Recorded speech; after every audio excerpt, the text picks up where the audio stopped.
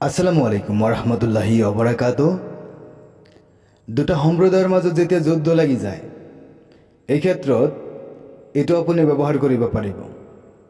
অৰ্থাৎ এতিয়া যিহেতুকে হিন্দু মুছলমানৰ যিটো সংঘৰ্ষ অসমত চলি আছে, এটা সময়ত যুদ্ধ লাগিয়েই যাব পাৰে। সেই হেতুকে এইটো শিকি থওক যে সূৰা মুজাদিলা যদি 3 বাৰ পাঠ কৰে তেতিয়াহ'লে যুদ্ধ বিৰোধ হৈ যাব, অৰ্থাৎ ৰোধ হৈ যাব, যুদ্ধ নালাগিব।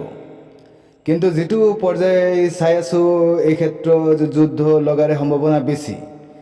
যেটো নক্সা আপুনি তলৰ দিশত চাইছে, এই নক্সা যদি আপুনি লিখি লয় আৰু নিজৰ লগত যদি ৰাখে, তেতিয়াহ'লে যুদ্ধ যদি লাগি যায় তেতিয়াহ'লে সেই যুদ্ধত আপুনি বিজয়ী হ'ব, অৰ্থাৎ আমি বিজয়ী হ'ম।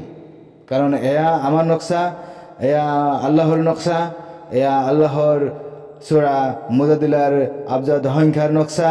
এই কারণে ইয়াতে ইমান আমারই আছে, এই কারণে আমি এই বিজয়ী হম ইনশাআল্লাহ।